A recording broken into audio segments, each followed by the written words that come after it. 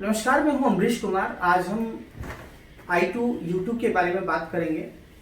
जो I2U2 है एक ग्रुपिंग है जिसका अभी फर्स्ट वर्चुअल समिट अभी हुआ है और इसके बारे में हम ये जानने की कोशिश करेंगे कि हमारे सिलेबस में कैसे इम्पोर्टेंट है। ये आपके जनरल स्टडीज़ सेकेंड पेपर में इम्पॉर्टेंट है, साथ में पॉलिटिकल साइंस का जो सेकेंड पेपर है वहाँ आपके लिए इम्पॉर्टेंट है। और इससे कुछ प्रश्न ऐसे भी हैं जो प्रारंभिक परीक्षा में आपसे पूछे जा सकते हैं, जो कि काफ़ी इम्पोर्टेंट है। ये तो हम ये जानने की कोशिश करेंगे कि ये I2U2 क्या है, ये चर्चा में क्यों है, इसे वेस्ट एशियन क्वाड क्यों कहा जाता है, ये जो समिट हुआ इसमें कौन कौन से मुद्दे डिस्कस किए गए, क्या उसका उद्देश्य है, इसका सिग्निफिकेंस क्या है, महत्व क्या है, भारत के लिए इसका क्या सिग्निफिकेंस है, और अब्राहम एकॉर्ड क्या है, और प्रीलिम्स और मेंस में पूछे जाने वाले जो प्रश्न हैं हम उनकी भी चर्चा करेंगे। तो सबसे पहले हम ये जानने की कोशिश करेंगे कि ये जो पहला वर्चुअल समिट हुआ है, ये वर्चुअल समिट I2U2 का हुआ है, 14 जुलाई 2022 को हुआ है। हम यहाँ जानने की ये कोशिश करेंगे कि इसमें कितने कंट्रीज हैं। तो इसमें 4 कंट्रीज हैं। I2 का मतलब होता है इंडिया एंड इजराइल। U2 का मतलब होता है इसमें UAE और USA है। तो जो इसका आइडिया, इसका जो थॉट है, विचार है, ये एक मीटिंग हुआ था अक्टूबर 2021 में, जहाँ पे ये 4 फॉरेन मिनिस्टर जो हैं, 4 विदेश मंत्री आपस में मिले थे और यहाँ पर जो है इसका विचार आया था। इससे पहले international forum for economic cooperation कहा जाता था या आर्थिक सहयोग के लिए ये एक अंतर्राष्ट्रीय मंच था, लेकिन जिसे अब I2U2 के नाम से जाना जाता है।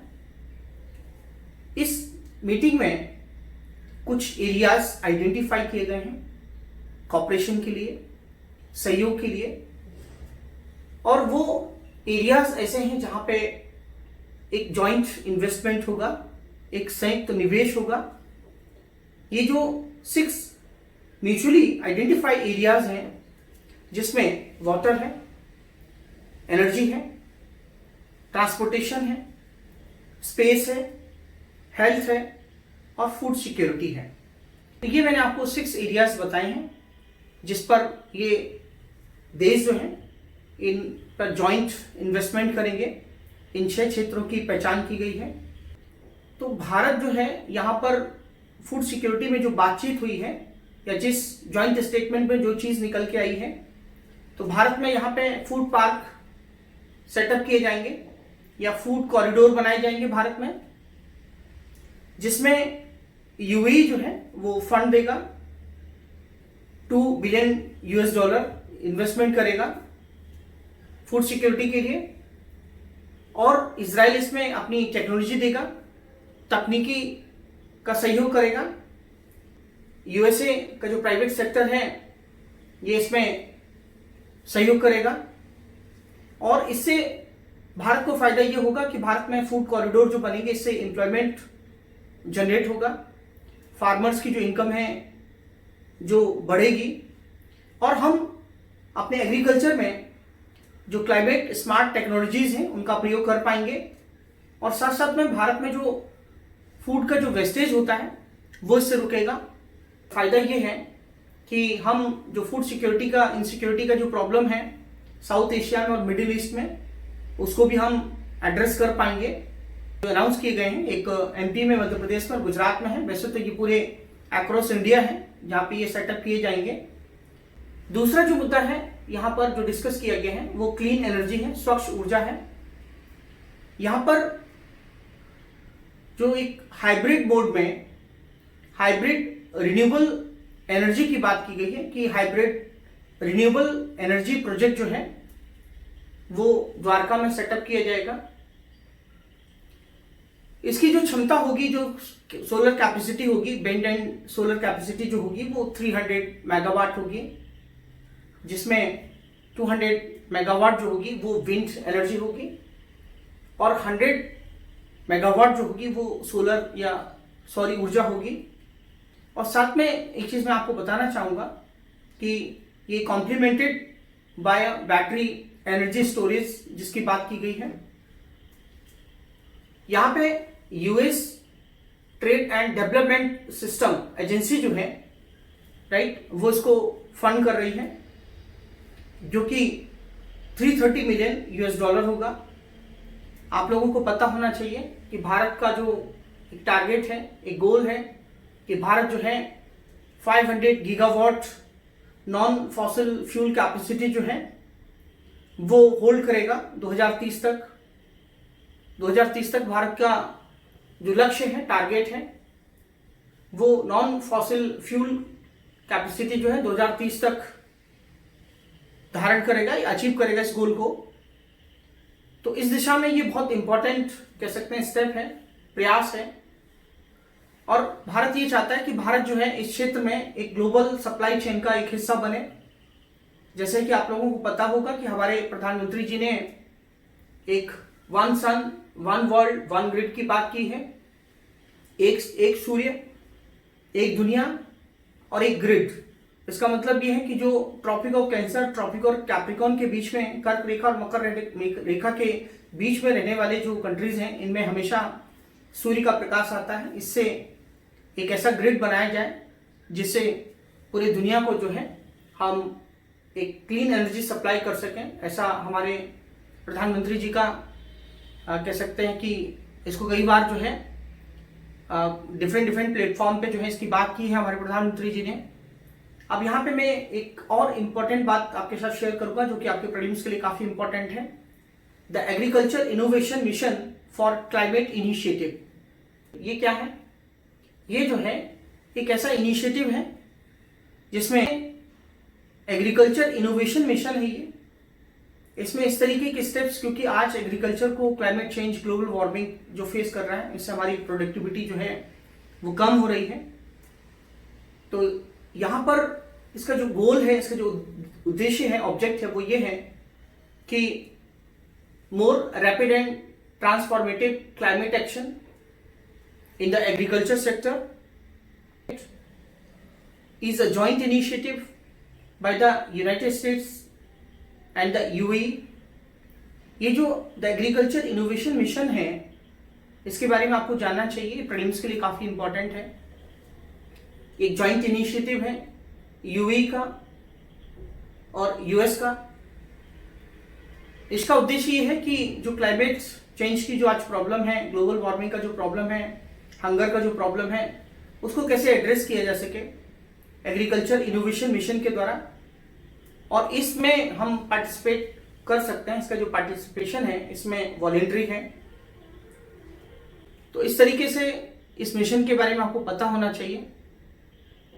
और जिस तरीके से आज पॉपुलेशन लगातार बढ़ती जा रही है, तो ये जरूरी हो जाता है कि ये मिशन हमें जो है इसमें हेल्प करेगा। आगे कुछ ऐसे एरियाज हैं जो कि कॉमन एरियाज हैं जिस पर डिस्कशन किया गया, जैसे कि how to modernise infrastructure including connectivity. मतलब इसमें इंफ्रास्ट्रक्चर का कैसे मॉडर्नाइजेशन करना है, कनेक्टिविटी को कैसे फोकस करना है। अगला डिस्कशन का मुद्दा था कि how to pursue pathways for low carbon development.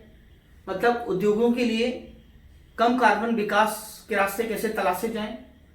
आपने देखा होगा अभी कोविड-19 में हेल्थ इंफ्रास्ट्रक्चर का क्या हुआ।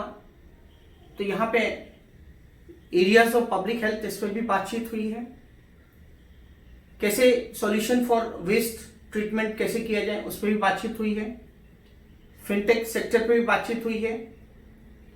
यूट्यूब का सिग्निफिकेंस क्या है, महत्व क्या है।